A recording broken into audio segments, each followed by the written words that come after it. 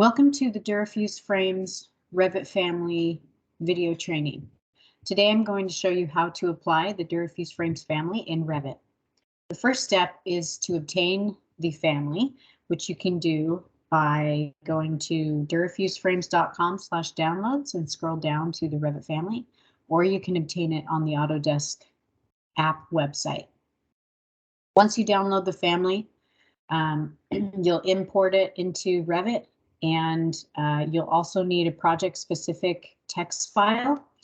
For the component that's downloaded, it will already include a text file with generic connection IDs included, and that's what I'm going to use today to demonstrate how to apply the family in Revit. So in Revit, once you've saved the family to a known location, you'll go to Insert, Load Family, and navigate to the DuraFuse connection.rfa file. You select that and select Open, and it will bring up this window. For project-specific text files, it will show a lot more connection IDs, but for the generic standard one, we have 4 types. So I'm going to select all 4 and select OK.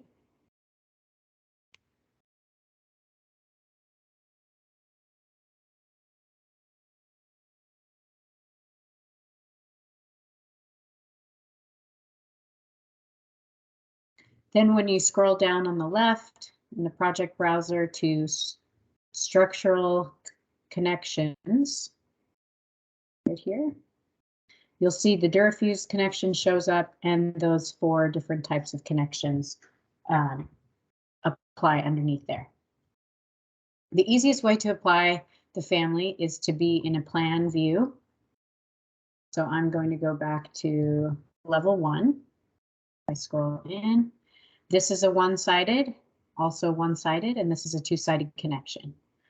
So back to my structural connections, I'm going to apply a one-sided connection. I just drag it onto the screen, and these separate different options come up. The easiest way to apply it is to select Place on Work Plane, and you'll want to select the middle of the column.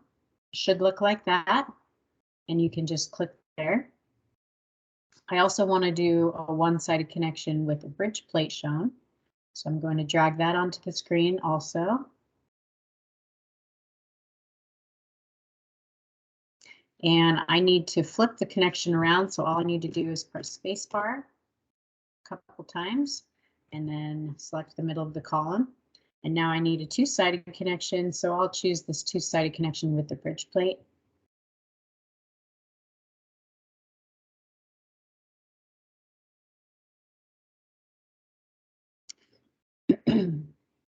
And select the middle of the column, and there it is.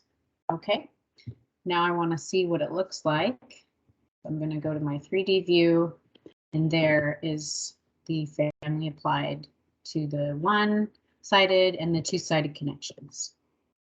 And you can see the fuse plate, which is our protected zone, is in red. It's detailed there. You can see the fuse holes. And then these 2 connections here have bridge plates,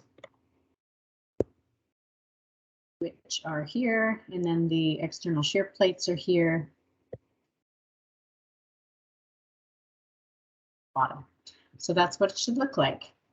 And it's as simple as that. Thanks for joining us. If you have questions, feel free to reach out. Our contact information is included in the download files that you have. But feel free to explore our website where you can also contact us there, www.durafuseframes.com. Thank you.